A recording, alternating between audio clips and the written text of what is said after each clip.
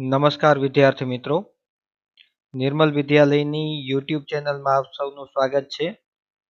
કેમ છો બધા? મજામાં?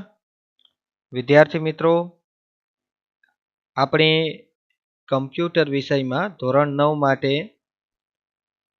પાઠ 1 થી 4 અને 9, 10, 11 જે આપણે પ્રથમ સત્રમાં ભણવાના હતા તેનો અભ્યાસ કરી ચૂક્યા. હવે આ વખતે મતલબ કે હવે બીજા સત્રનો કોર્સ આપણે શરૂ કરવા જઈ રહ્યા છીએ, જેમાં કોર્સમાં પાઠ 5, 6, 7, 8 અને 12, 13, 14 આપણે લેવાના છે.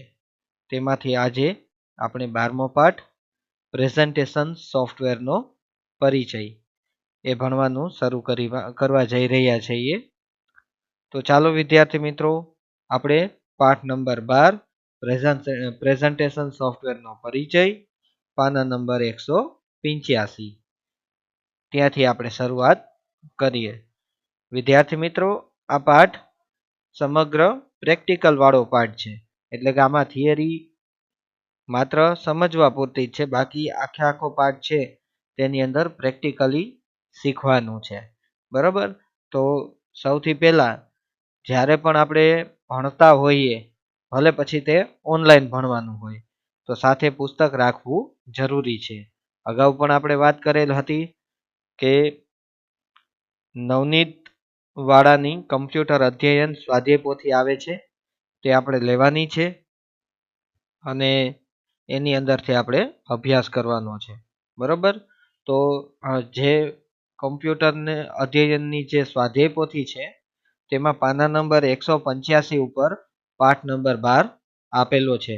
કદાચ તમારા પાસે જે પુસ્તક હશે એમાં એકાદું પેજ આડાવડું હોય, એક પેજ વધારે અથવા ઓછું, એટલે કે એક પેજ નંબર આડાવડો હોઈ શકે, તો એ તમારે જોઈ લેવાનું. હું તમને 185 કહું તો એમાં કદાચ 184 ઉપર પણ હોય ને 186 ઉપર પણ હોઈ શકે, કારણ કે નવી આવૃત્તિ બહાર પડે તો પેજ નંબરમાં ફેરફાર થઈ શકે. તો ચાલો વિદ્યાર્થી મિત્રો, હવે આપણે પાઠ નંબર 12 પ્રેઝન્ટેશન સોફ્ટવેરનો પરિચય શરૂ કરીએ છીએ.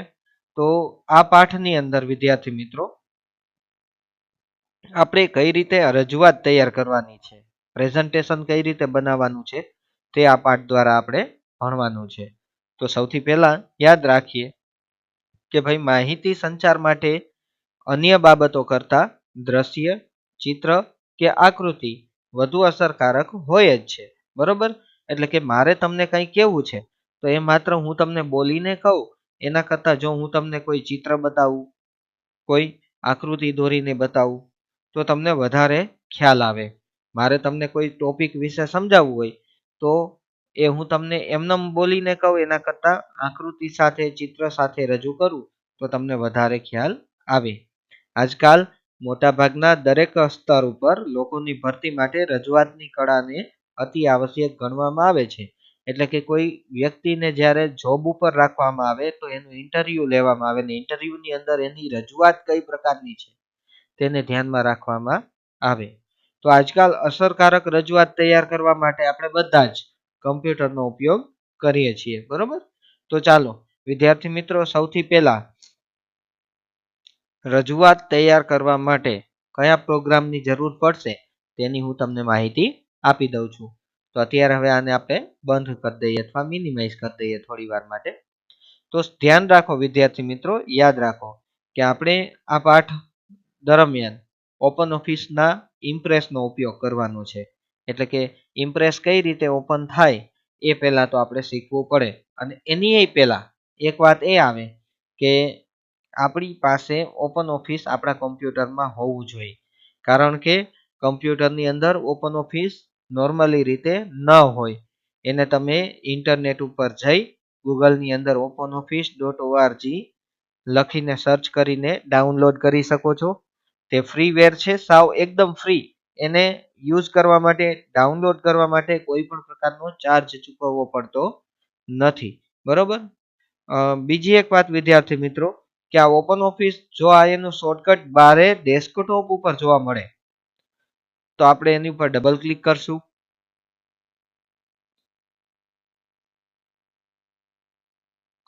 અને આમાંથી આપણને ક્યાંય પણ તમને જોવા મળતું નથી, ઇમ્પ્રેસ ક્યાંય નથી, ઇમ્પ્રેસ લખેલું જોવા મળતું નથી, પણ અહીંયા પ્રેઝન્ટેશન લખેલું છે. તો એ પ્રેઝન્ટેશન ઉપર ક્લિક કરવાથી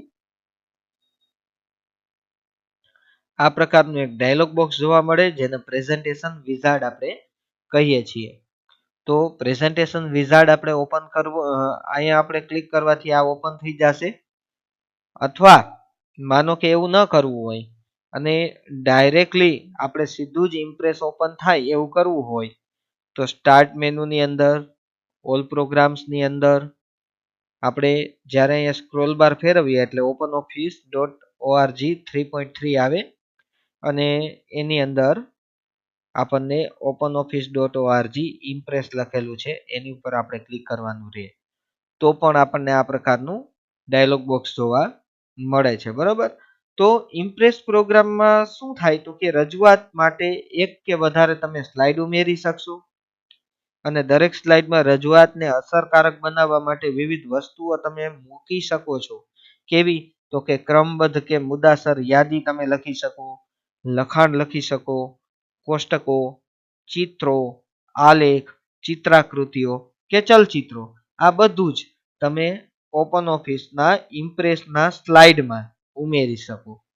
રાઇટરની જેમ જ ઇમ્પ્રેસ પ્રોગ્રામ શું કરશે તો કે એમાં પણ જોડણીની ચકાસણી, એટલે કે તમારા સ્પેલિંગમાં અથવા ગ્રામરમાં ભૂલ હોય તો એ તમને બતાવશે, સમાનાર્થી શબ્દ શોધશે, આકર્ષક તૈયાર બેકગ્રાઉન્ડ ઢબ, એટલે કે બાય ડિફોલ્ટ તૈયાર થીમ આવે, કલરિંગ પેજ જેને આપણે કહીએ થીમ, એટલે તો એવી તમે બેકગ્રાઉન્ડ થીમ લઈ શકો. લખાણ માટેની પૂર્વ નિર્ધારિત ઢબ વગેરે આ ઇમ્પ્રેસની લાક્ષણિકતાઓ છે. તો ચાલો વિદ્યાર્થી મિત્રો, હવે આપણે ઇમ્પ્રેસ ચાલુ કરતા તો શીખી ગયા, પણ ચાલુ કર્યા બાદ સૌથી પહેલા અહીંયા તમને જે આ વિઝાર્ડ આપેલું છે તે વિઝાર્ડની સંપૂર્ણ માહિતી હું તમને આપી દઉં છું. તો સૌથી પહેલા યાદ રાખો, જ્યારે તમે ઇમ્પ્રેસ ઓપન કરવાની કોશિશ કરશો એટલે સૌથી પહેલા વિઝાર્ડ તમને જોવા મળશે. જો આ વિઝાર્ડનો ઉપયોગ આપણે ન કરવો હોય અને સીધું જ ઇમ્પ્રેસ ઓપન થાય એવું કરવું હોય તો અહીંયાથી ક્રિએટ બટન ઉપર ક્લિક કરવું પડે. પણ જો આપણે ઇમ્પ્રેસનો ઉપયોગ કરવો છે અને આ વિઝાર્ડનો ઉપયોગ પણ કરવો છે તો સરખી રીતે અગાઉથી થોડીક તૈયારી સાથે આપણે રજૂઆત બનાવીએ એવું કરવા ઈચ્છતા હોય તો પ્રેઝન્ટેશન વિઝાર્ડનો ઉપયોગ કરવો જોઈએ. તો એમાંનું જે પહેલું સ્ટેપ છે, જો એ તમને સ્ટેપ બતાવશે, સ્ટેપ 1. તો પહેલા સ્ટેપમાં એવું કહે છે કે તમે તમારા પ્રેઝન્ટેશનનો પ્રકાર નક્કી કરો. તો પહેલા તો તમને આ ત્રણેય પ્રકાર વિશે કહી દઉં કે એમ્પ્ટી પ્રેઝન્ટેશન એટલે બ્લેન્ક, કોરું પ્રેઝન્ટેશન થશે. ફ્રોમ ટેમ્પલેટ લેવામાં આવશે તો આપણને અહીંયા કલરિંગ પેજ બાજુમાં બતાવશે, એનું પ્રિવ્યુ બતાવશે. જો પ્રિવ્યુ બંધ કરી દેવામાં આવશે તો પ્રિવ્યુ નહીં બતાવે, પણ પ્રિવ્યુ આપણે ઓન રાખીએ એટલે તરત જ આપણને બાજુમાં પ્રિવ્યુ જોવા મળે. બીજી એક વાત મિત્રો કે પ્રેઝન્ટેશનમાં ટેમ્પલેટમાં માત્ર આ બે ટેમ્પલેટ જ નથી આવતા, પણ જો પ્રેઝન્ટેશન્સની બદલે પ્રેઝન્ટેશન બેકગ્રાઉન્ડ સિલેક્ટ કરવામાં આવે તો ઘણા બધા પ્રકારના કલરિંગ પેજ અહીંયા બાજુમાં બતાવતા હોય છે. એમાંથી તમને ગમતું કોઈ પણ એક કલરિંગ પેજ તમે લઈ શકો છો.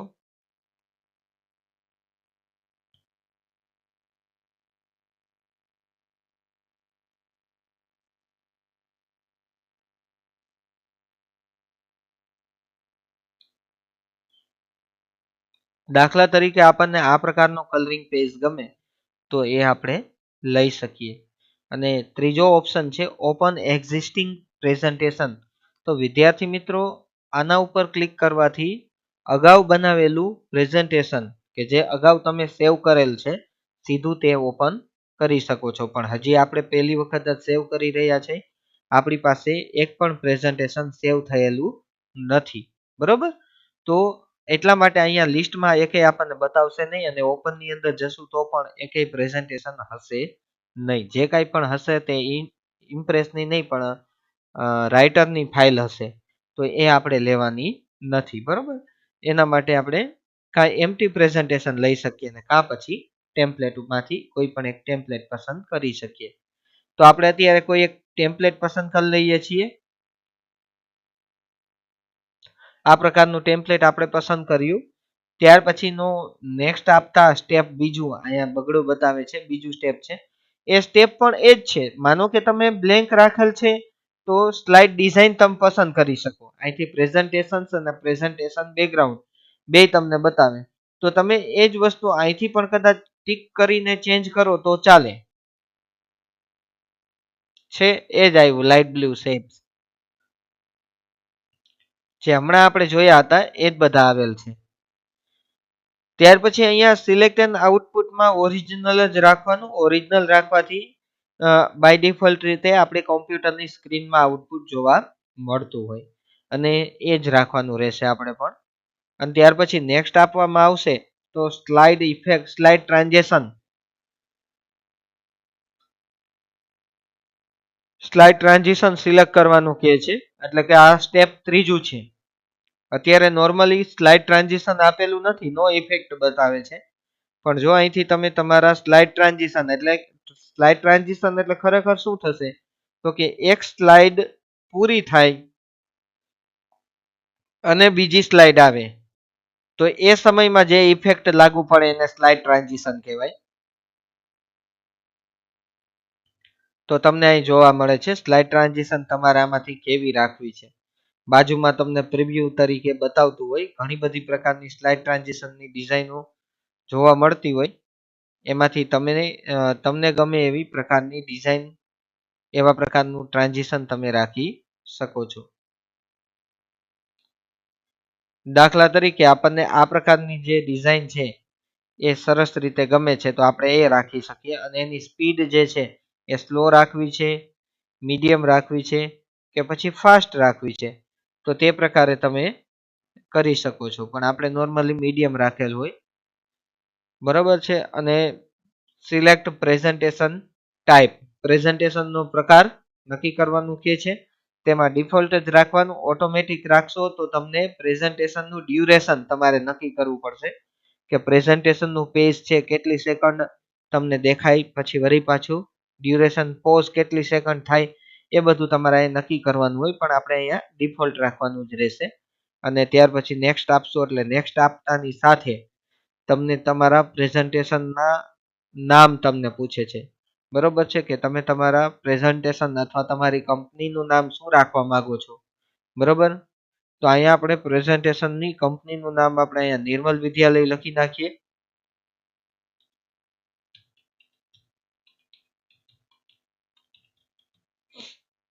અને નીચે પ્રેઝન્ટેશનનો સબ્જેક્ટ લખવાનો છે તો એમાં આપણે કમ્પ્યુટર લખીએ છીએ.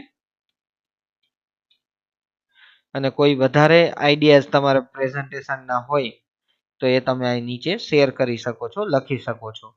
તો આ 4 સ્ટેપમાંથી પસાર થયા બાદ આપણે નેક્સ્ટ આપીએ એટલે 5મું સ્ટેપ બતાવે, જેમાં તમને અહીંયા સ્લાઇડ અને સબ્જેક્ટ જે કાંઈ તમે પસંદ કર્યો તો કંપનીનું નામ એ તમને બતાવે છે, બરોબર. જો એને તમે અવડા સવડું કરવા માંગતા હોય, મતલબ કે કોમ્પ્યુટર બાજુ ઉપર આવે છે, નિર્મલ વિદ્યાલય નીચે આવે છે, તો એને ચેન્જ કરવા માંગો છો તો અહીંયા ઉપર કોમ્પ્યુટર લખી નાખો, કોમ્પ્યુટર, અને નીચે નિર્મલ વિદ્યાલય લખી નાખો.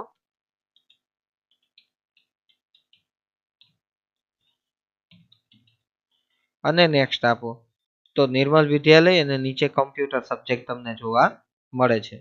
અને હવે છેલ્લું સ્ટેપ, 5 સ્ટેપ પસાર થયા બાદ સીધું ક્રિએટ બટન ઉપર ક્લિક કરવાથી આ પ્રકારનું જે આપણે અગાઉથી તૈયાર કરેલું છે તે ડિઝાઇન વાળા પેજ વાળું તમને પ્રેઝન્ટેશન જોવા મળે છે. અને પ્રેઝન્ટેશનનું પ્રિવ્યુ જોવું હોય, મતલબ કે પ્રેઝન્ટેશન કેવું દેખાય છે ખરેખર એ જોવું હોય તો એના માટે તમે સ્લાઇડ શોમાં જઈને સ્લાઇડ શો કરી શકો, અથવા F5 એની શોર્ટકટ કી છે તો તમને તે પ્રકારનું પ્રેઝન્ટેશન જે આપણે નક્કી કરેલ હતું એ તમને જોવા મળી જાય છે. હવે વિદ્યાર્થી મિત્રો, આ તો એક જ સ્લાઇડ બનેલી છે. આપણે આખા વિઝાર્ડની સમજૂતી મેળવી લીધી, બરોબર. વિઝાર્ડ આખો સમજી લીધો. હવે હું તમને કહું શું કરવાનું છે કે ડાયરેક્ટલી આપણે ઇમ્પ્રેસ છે એ ઇમ્પ્રેસના મુખ્ય જે ભાગ છે એ ભાગ વિશેની માહિતી તમને આપવાની છે. અ, અત્યારે જે વિન્ડો તમારી સામે ઓપન થઈ છે તે ઇમ્પ્રેસની વિન્ડો છે. આ વિન્ડોની સંપૂર્ણ ઇન્ફોર્મેશન હું તમને આપી દઉં છું કે કઈ કઈ બાબતો એની અંદર આવે છે. તો મુખ્ય વિન્ડો ત્રણ ભાગ પડે છે વિન્ડોમાં. તો એમાં પહેલો ભાગ છે આ બાજુનો સ્લાઇડ પેન, વચ્ચેનો ભાગ છે તેને કહેવાય વર્ક સ્પેસ અથવા કાર્ય વિભાગ, અને આ બાજુએ જે ભાગ જોવા મળે છે એ છે ક્રિયા વિભાગ એટલે કે ટાસ્ક પેન. આવા ત્રણ ભાગમાં વહેંચાયેલું છે. તો વિદ્યાર્થી મિત્રો, સ્લાઇડ પેનમાં શું થાય? તો આ બાજુનો જે સ્લાઇડ પેન છે એ ઇમ્પ્રેસની મુખ્ય વિન્ડોના ત્રણ વિભાગમાં સ્લાઇડ પેન એ મુખ્ય વિભાગ છે, જે મુખ્ય વિન્ડોમાં ડાબી બાજુએ આવેલું હોય છે. આ વિભાગમાં રજૂઆત માટે તૈયાર થતી સ્લાઇડના નાના ચિત્ર, જે સ્લાઇડ તમે બનાવો છો એની નાની પ્રતિકૃતિ તમને અહીં જોવા મળે, અને સ્લાઇડના નાના ચિત્રને થંબનેલ કહેવાય. થંબનેલમાં સ્લાઇડનો ક્રમ મૂળ રજૂઆતની સ્લાઇડના ક્રમ મુજબ જ હોય, અને તેમાં સ્લાઇડના ક્રમમાં ફેરફાર કરી શકાય. દાખલા તરીકે જો અહીંયા સ્લાઇડ દેખાડે છે, સ્લાઇડ 1 લખેલું આવે છે, તો એ સ્લાઇડનો ક્રમ છે. એ જ રીતે જો તમે ઇન્સર્ટ મેનુની અંદર સ્લાઇડ ઉમેરશો તો નવી સ્લાઇડ આવશે અને સ્લાઇડ 2 અહીં નીચે તમને જોવા મળે. એ રીતે 1 બાય 1 સ્લાઇડ તમે જોઈ શકો છો. બરોબર? આ સ્લાઇડ પેનનું કામ છે. પછી ઘણા બધા બીજા પણ સ્લાઇડ પેનના કામ છે જે આગળ આવશે એમ આપણે જોશું. ત્યાર પછી વિદ્યાર્થી મિત્રો વાત આવે છે વર્ક સ્પેસની, કાર્ય વિભાગની. તો આ જે કાર્ય વિભાગ છે એ કાર્ય વિભાગમાં કઈ કઈ બાબતો છે? તો કે કાર્ય વિભાગના ઉપરના ભાગમાં એટલે કે આ બાજુએ તમને 5 અલગ અલગ વ્યૂ જોવા મળે છે. Normal view, outline view, notes view, handout view અને સ્લાઇડ સોર્ટર વ્યૂ. આવા 5 અલગ અલગ વ્યૂ જોવા મળે છે. બરોબર? અને એના પણ ઉપયોગ છે એ પણ આપણે હમણાં થોડી વારમાં જોશું. અને આ બાજુનો ભાગ એટલે ટાસ્ક પેન. ટાસ્ક પેન 5 ભાગમાં વહેંચાયેલું છે એ તમે જોઈ શકો છો. જો master pages, layouts, table design, custom animation અને સ્લાઇડ ટ્રાન્ઝિશન, આવા 5 ભાગમાં વહેંચાયેલું છે. તો આ 5 ભાગના શું ઉપયોગ છે તે હું તમને જણાવી દઉં છું. સૌથી પહેલા વાત આવે છે માસ્ટર પેજીસની. તો વિદ્યાર્થી મિત્રો, માસ્ટર પેજીસની અંદર બરોબર પૂર્વ નિર્ધારિત રીતે તૈયાર કરેલ વિવિધ સ્લાઇડ માસ્ટર ધરાવે છે. આ સ્લાઇડ માસ્ટર સ્લાઇડના શીર્ષક, અંદરના લખાણના દેખાવ અને ઢબ તથા સ્લાઇડનો પાછળનો દેખાવ નિયત કરે છે. કોઈ પણ એક સ્લાઇડ માસ્ટર ઉપર ક્લિક કરવાથી તમે અહીંયા સ્લાઇડ માસ્ટર મતલબ કે જે સ્લાઇડની ડિઝાઇન હતી તે તમે ચેન્જ કરેલી જોવા મળે છે. માત્ર ચેન્જ સ્લાઇડની ડિઝાઇન જ નથી થતી, પણ સાથે અક્ષરનો કલર અને અક્ષરની સ્ટાઇલ પણ બદલેલી જોવા મળે છે. એ તમને ખાસ જોવા મળશે. જો કલર પણ બદલાઈ ગયો, અક્ષરની સ્ટાઇલ પણ બદલાણી, સાથે સાથે બેકગ્રાઉન્ડ કલર તો બદલાય જ છે. તો આ રીતે આ બધા જે કાંઈ પણ આપણે શરૂઆતમાં પ્રેઝન્ટેશન અને પ્રેઝન્ટેશન બેકગ્રાઉન્ડમાં આપણે જોયા હતા તે જ બધા અહીંયા આવે છે. વિઝાર્ડની અંદરથી જ્યારે આપણે કરેલ હતું તે આ બધા જ હતા. આ બધા માસ્ટર પેજ તરીકે ઓળખાય છે.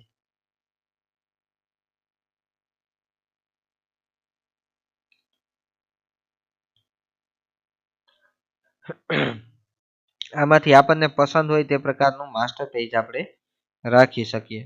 ત્યાર પછી વિદ્યાર્થી મિત્રો, લેઆઉટ્સ એટલે શું? તો કે સ્લાઇડની ડિઝાઇન તમે ચેન્જ કરી શકો છો. જો તમે અહીં ગણતરી કરો 2 ને 2 4 ને 2 6 ને 2 8 ને 2 10 ને 2 12 સ્લાઇડની લેઆઉટ 12 પ્રકારની આવે.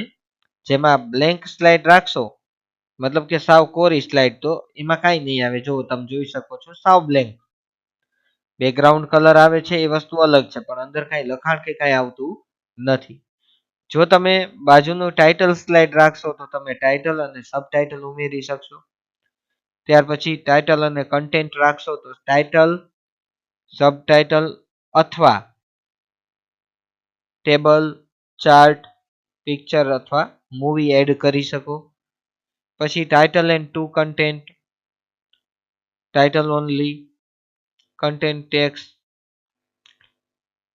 Title two content and content. આ પ્રકારના અલગ અલગ લેઆઉટ આવે. હવે આ લેઆઉટની મદદથી જેવા પ્રકારની સ્લાઇડ તમે બનાવવા માંગતા હોય તેવા પ્રકારની સ્લાઇડ તમે બનાવી શકો છો. ત્યાર પછી વિદ્યાર્થી મિત્રો વાત આવે છે લેઆઉટ પછી ટેબલ ડિઝાઇનની. બરોબર, તો ટેબલ ડિઝાઇનથી શું થશે એ હું તમને કહી દઉં. એના માટે અહીંયાથી આપણે એક ટેબલ બનાવશું અને એ ટેબલમાં રો અને કોલમ આપશું. કોલમ એટલે શું અને રો એટલે શું એ તમે અગાઉ આપણે એક્સેલ ભણેલ હતા ત્યારે જોયું હતું કે ઊભી લાઈનોને કોલમ કહેવાય, આડી લાઈનોને રો કહેવાય. તો આપણે કોલમ 6 જોઈ છે ને રો પણ 6 જ હોય છે. તો 6 કોલમ અને રો વાળું એક ટેબલ તમારી સામે અહીંયા જોવા મળે છે. તો હવે તમે ટેબલ ડિઝાઇનમાં જઈને અહીંયાથી કોઈ પણ ટેબલ સિલેક્ટ રાખવાનો. વિદ્યાર્થી મિત્રો એક વસ્તુ યાદ રાખજો, જો ટેબલ સિલેક્ટ નહીં હોય તો શક્ય નથી, પણ ટેબલ સિલેક્ટ કર્યા બાદ તમે અહીંથી ટેબલ કલર ને એ બધું ચેન્જ કરી શકશો.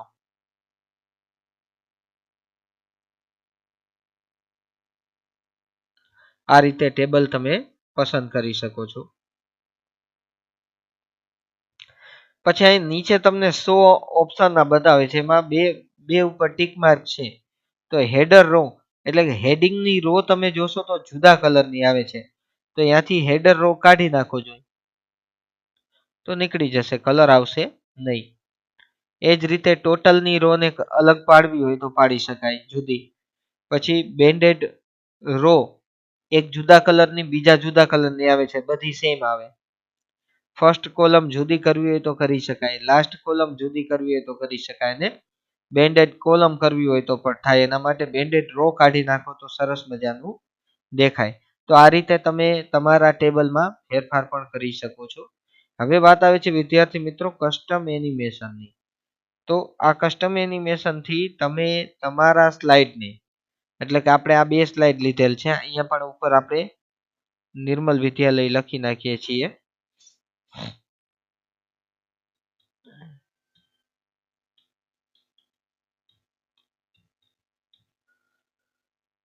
તો હવે આપણે બે સ્લાઇડ લીધેલ છે, પહેલી અને બીજી. આ બંને સ્લાઇડને આપણે એનિમેશન ઇફેક્ટ આપવી છે, પણ કેવી?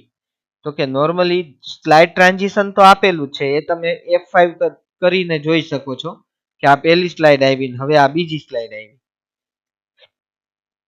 પણ આવું નહીં, મારે એનિમેશન ઇફેક્ટ આપવી છે. કેવી એનિમેશન? તો કે આ નિર્મલ વિદ્યાલય અલગ આવે, એને અલગ ઇફેક્ટ આવે, કમ્પ્યુટરને અલગ ઇફેક્ટ આવે, અહીંયા ટેબલ અને નિર્મલ વિદ્યાલયને અલગ ઇફેક્ટ આવે, તે પ્રકારનું. તો એના માટે તમે જે તે સ્લાઇડ પસંદ કરો. સ્લાઇડ પસંદ કર્યા બાદ જેને પણ તમારે ઇફેક્ટ આપવી છે તે લખાણ પસંદ કરો, એટલે કે એની ઉપર ક્લિક કરો. એ ક્લિક કર્યા બાદ તમે એડ બટન અહીંયા તમને બતાવે છે, કસ્ટમ એનિમેશન ઉપર ક્લિક કરીને એડ બટનમાં જવાનું રહે. એડ ઉપર જાવ ને એટલે આ પ્રકારનું ડાયલોગ બોક્સ જોવા મળે, જેમાં entrance, emphasis, exit, motion path અને મિક્સ આટલી ઇફેક્ટો આવે છે. એમાં એન્ટ્રન્સની ઇફેક્ટો છે ને બહુ સરસ મજાની વ્યવસ્થિત છે. એ વન બાય વન તમે જોવો એટલે તમને ખ્યાલ આવે. ઘણી બધી આવે અને આ બધી ઇફેક્ટ હું તમને પણ અત્યારે એક સાથે ન બતાવી શકું, એટલે થોડી ઘણી આપણે જોઈ લઈએ છીએ.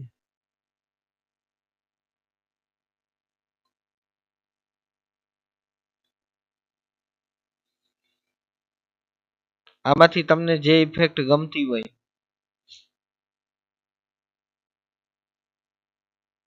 એ ઇફેક્ટ તમે રાખી અને ઓકે આપશો તો ઇફેક્ટ આવી જશે.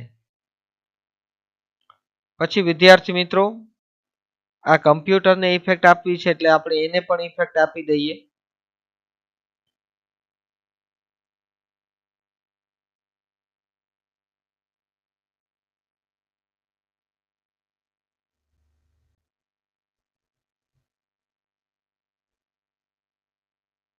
આ સરસ લાગશે તો એ આપી દઈએ.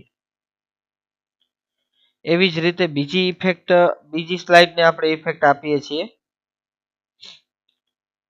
તો એને પણ એડ કરીને એમ્ફેસિસ માંથી પણ ઇફેક્ટ આપી શકાય કે ફોન્ટનો કલર ચેન્જ થાય, ફોન્ટની સાઇઝ ચેન્જ થાય.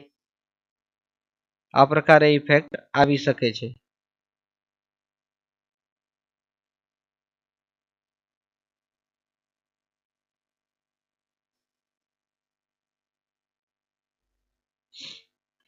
પણ એમ્ફેસિસ, એક્ઝિટ આ બેમાં એટલી બધી સારી ઇફેક્ટો નહીં હોય, પણ એન્ટ્રન્સ અને મોશન પાથ, જો મોશન પાથ લઈ લ્યો 8 પોઈન્ટ સ્ટાર, તો એ પ્રકારે આખી ડિઝાઇન સ્ટારના વ્યૂમાં બનાવશે. તો આપણે ઓકે આપી દઈએ છીએ અને અહીંયા આપણે ટેબલ સિલેક્ટ કરીને ટેબલને પણ ઇફેક્ટ આપી દઈએ છીએ. એને પણ મોશન પાથમાં જ આપશું.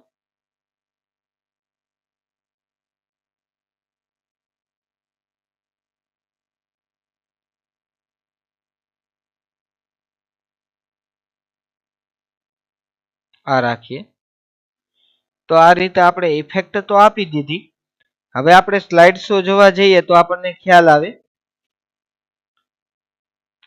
પણ મિત્રો અહીંથી આગળ નહીં વધે.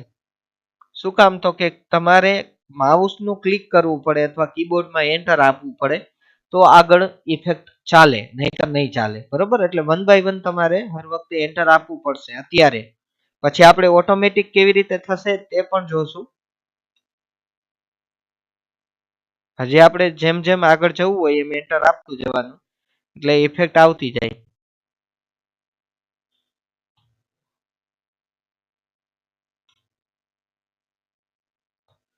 તો આવી રીતે તમે ઇફેક્ટ આપેલી છે, પણ આ જે ઇફેક્ટ અત્યારે આપેલ છે તે ઇફેક્ટમાં ઓટોમેટિકલી આવે, આપણે એન્ટર ના આપવું પડે. એવું કરવું હોય તો પણ કરી શકાય છે. એ કઈ રીતે થાય છે એ હું તમને જણાવી દઉં છું.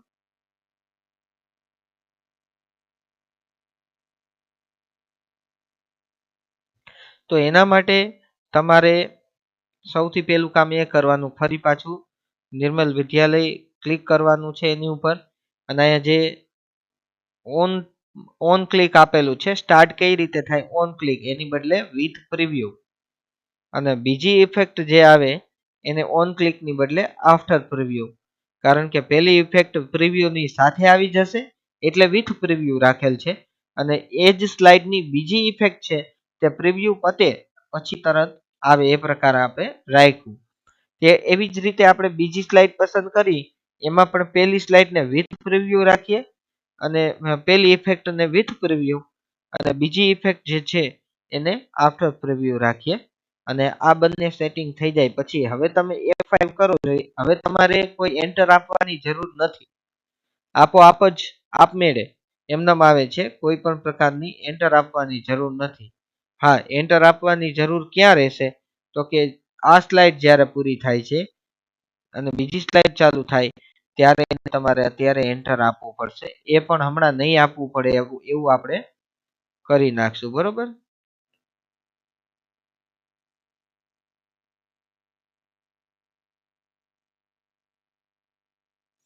હવે વાત આવે છે વિદ્યાર્થી મિત્રો સ્લાઇડ ટ્રાન્ઝિશનની. તો સ્લાઇડ ટ્રાન્ઝિશનની વાત છે. તો સ્લાઇડ ટ્રાન્ઝિશન એટલે શું એ હું તમને ફરી એકવાર યાદ કરાવું કે એક સ્લાઇડ પૂરી થાય ને બીજી સ્લાઇડ જ્યારે ચાલુ થતી હોય ત્યારે કઈ પ્રકારની ઇફેક્ટ આપણે રાખવી એ નક્કી કરેલ હતું. બરોબર? તો એ સ્લાઇડ ટ્રાન્ઝિશન કહેવાય છે, ટાસ્ક પેનનો છેલ્લો ભાગ. બરોબર? તો એમાં આપણે જે પ્રકારની સ્લાઇડ આપણે રાખવી હોય, જે પ્રકારની ઇફેક્ટ આપણને ગમતી હોય તે આપણે નક્કી કરેલી, અને હવે આપણે એને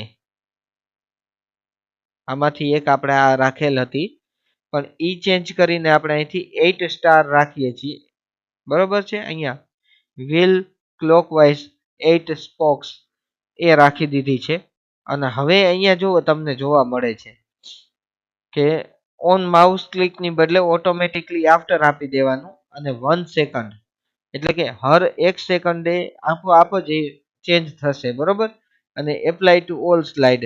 અને હવે જો સ્લાઇડ શો જોવામાં આવશે વિદ્યાર્થી મિત્રો, તો ક્યાંય પણ તમારે જ્યાં વચ્ચે સ્લાઇડમાં એન્ટર આપવું પડતું તો એ પણ નહીં આપવું પડે, એની મેળે જ ચેન્જ થઈ જશે.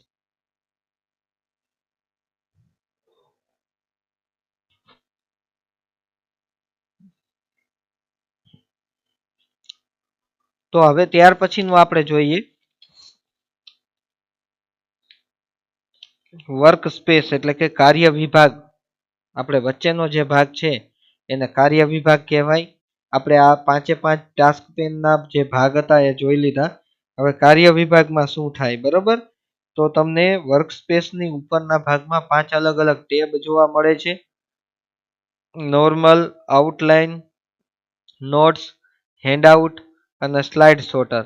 તો વિદ્યાર્થી મિત્રો, આ પાંચે પાંચનો ઉપયોગ હું તમને જણાવી દઉં છું. જેમાંનું પહેલું છે નોર્મલ.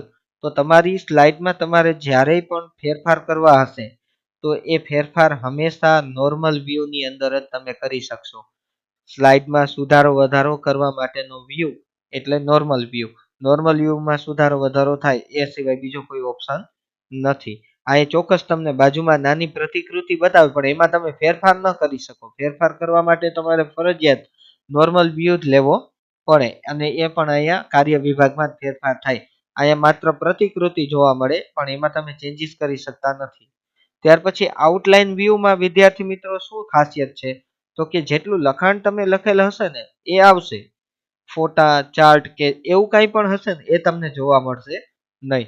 ત્યાર પછી નોટ્સ વ્યૂનો શું ઉપયોગ છે, તો કે અહીં બાજુમાં તમને સ્લાઇડ તો બતાવે જ છે પણ કોઈ સ્લાઇડ વિશે કાંઈ નોંધ તમારે રાખવી છે તો તે સ્લાઇડ વિશેની નોંધ તમે અહીંયા નીચે નોટ કરીને રાખી શકો છો, બરોબર?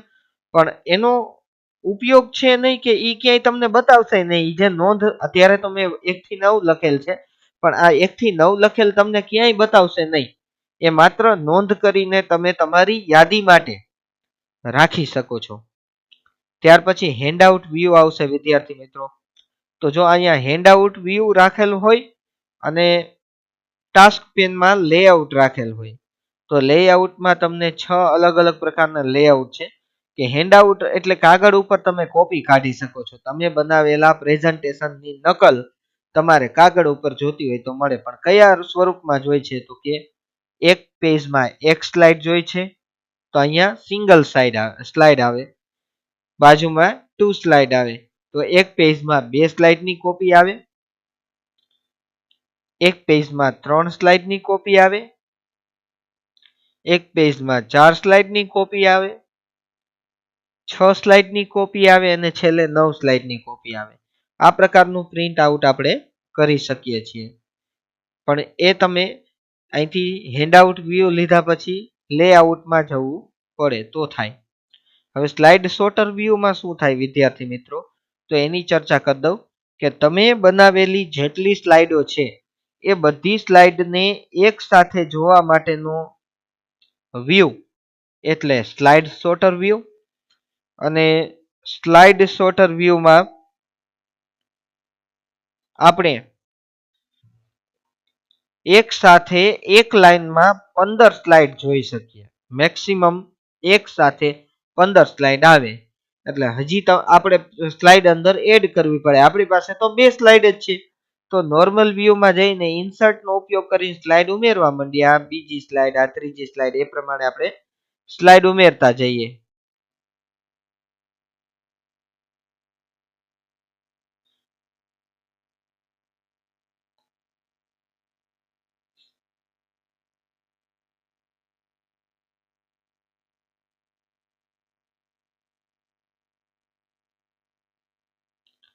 તો અહીંયા તો કુલ આપણે 19 સ્લાઇડ ને એક 20 સ્લાઇડ ઉમેરેલી છે.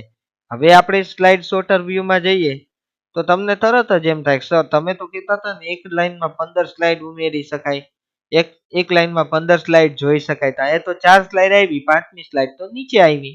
એવું શા માટે થયું? તો એના માટે વિદ્યાર્થી મિત્રો અહીંયા એક જ લાઇનમાં 4 સ્લાઇડ જોઈ શકાય તેવું સેટિંગ કરેલ છે. એની બદલે 3 સ્લાઇડ જોઈ શકાય, 2 સ્લાઇડ જોઈ શકાય, એક સ્લાઇડ એક લાઇનમાં રાખવી હોય તો પણ રહે.